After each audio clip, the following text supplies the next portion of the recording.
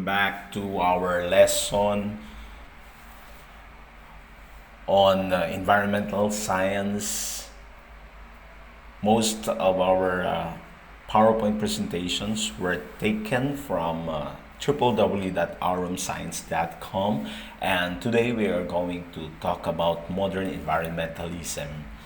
The modern environmental movement starting in 1960s ushered in a wave of public awareness and legislation, reducing air and water pollution, preserving ecosystems and biodiversity, promoting sustainability. This movement was triggered by a series of environmental disasters in the previous decades. Environmental science is said to be the youngest field of science because it's only late 1960s that the people became aware of the importance of protecting and preserving our natural resources, our environment. It started to think of the importance of the relationship between human and his environment, and maybe because of the prevailing philosophy of the anthropocentrism, wherein people think of themselves, the what we call the human-centered philosophy, and taking the environment as something that gives them all their needs, and in addition to that, the what we call human activities that leads to disasters, such as the use of nuclear bomb, which expose people to carcinogenic substances that cause the risk of cancer. That was in 1946. 1948, we have the pollution of zinc and in a steel plant in Donora, Pennsylvania, and that's air pollution, wherein large amount of particles and gases in the atmosphere brought harm to living organisms. In 1962, we have Rachel Carson, who published a Silent Spring, a documenting the impacts of pesticides like DDT on wildlife. Also, we have the Dr. Paul R. Ehrlich published the Population Bomb, which blaming many environmental problems on human overpopulation and predicting a global famine. Famine is an extreme shortage of food. 1969, a disaster also happened in Cuyahoga River. That's water pollution. And also in 1978, in Love Canal, New York, wherein the hazardous waste were dumped and buried in that area.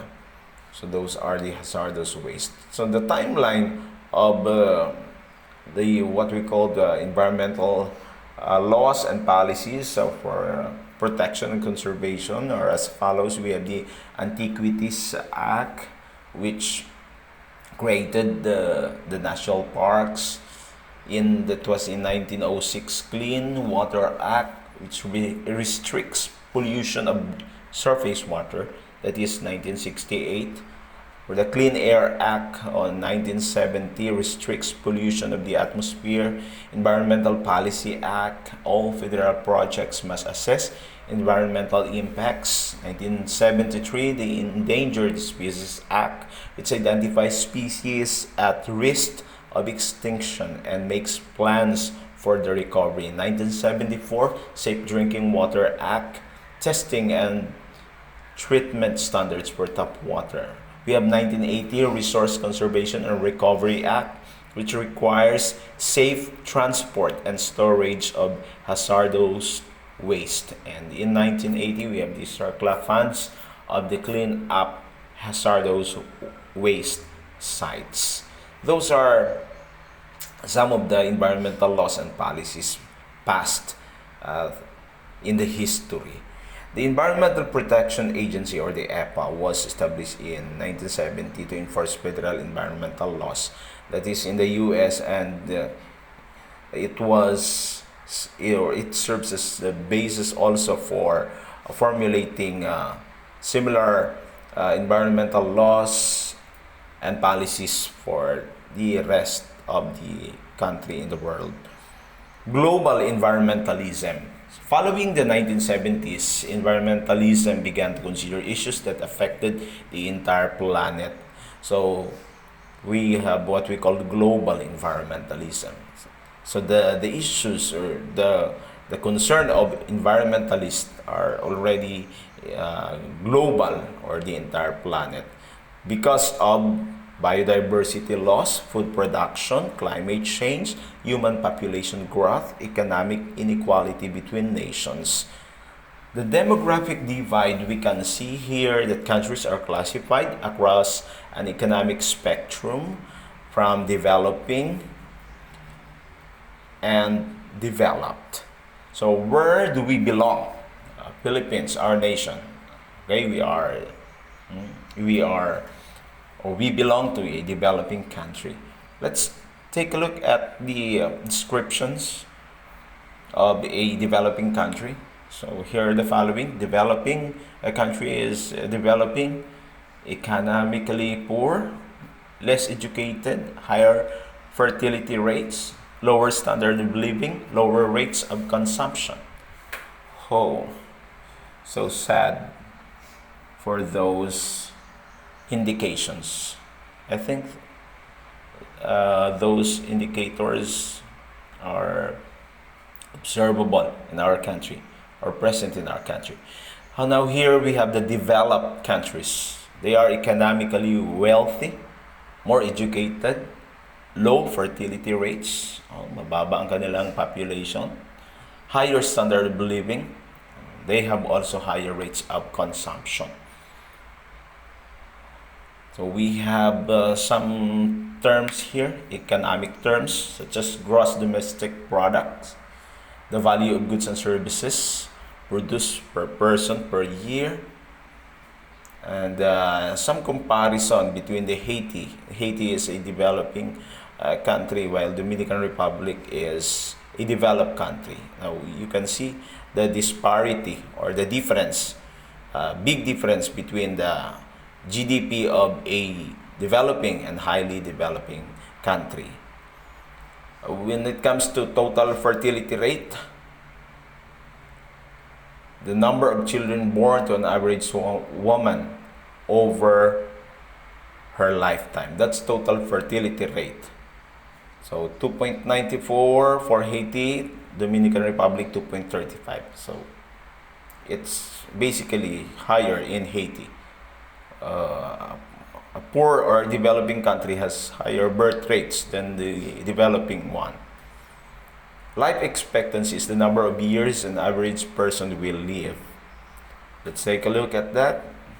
Oh, there's a higher life expectancy in the developing country as compared to the developing country, or the poor countries. Consumption is the amount of materials, energy, and services used per person. Let's see. Okay, when it comes to consumption, those who are living in a highly developed, or in a wealthy country has greater consumptions compared to the ones who are in the developing countries. And also, those countries, wealthy countries, developed countries, has large amount of carbon emission. They contribute large amount of carbon dioxide in the atmosphere. So they have higher carbon footprints. Maybe because they are totally dependent on technology, such as or their way of living, luxurious way of living, and plenty of appliances or gadgets that are totally dependent on the consumption or combustion of fuel or electricity. So here we have the what we call the ecological footprint, uh, being defined as the amount of land needed to support a person. That's the ecological footprint. We can see here that China, having the highest population, has the highest ecological footprint also. So what are those? So we have the forest products, carbon pollution, cropland and pasture land, build, upland, and fisheries. Economics and the environment. Supply and demand predicts the price of a resource. Will increase when supply is low and or demand is high. Decrease when supply is high and or demand is low. A cost-benefit analysis measures the expense of an action with the benefits it will bring. Hidden costs are paid for by people other than the sellers and buyers and are usually not included in this analysis. Now, to sum up, we have the environmental worldviews, we have the planetary management, the stewardship, and environmental wisdom. For the planetary management, humans rule the earth. So it's more on anthropocentric.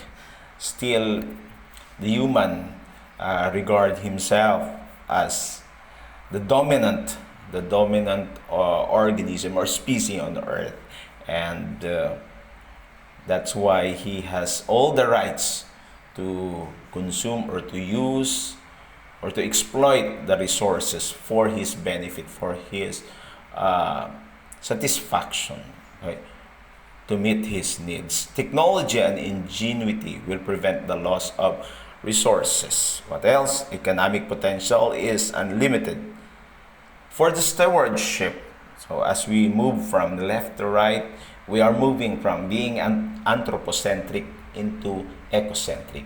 When we say stewardship, we recognize our role as a caretaker of our environment. So human needs come first, but we must care for other species too. Conserve resources for future generations when possible. Prefer economic growth that does not harm the environment. And for the environmental wisdom, it is considered as the highest one, the ecocentric. Humans are no more important than any other species. So we are looking for, or we are considering all the species. Our existence are co-importance with the other species on Earth. Resources are finite, waste do not go away. So recognizing that the resources can be used up, and our survival depends on sustaining the Earth. So hopefully we move from being anthropocentric into ecocentric. So these are the three environmental worldviews. So the goal of environmental science or environmental education is for us to realize the fact that humans and all the other living organisms and the environment are co-important. We are important and we are equally important. We are dependent on each other, and so we must take care of our environment. We must act on it right now. Thank you for your time and for listening and for watching our video lesson. Good day, everyone.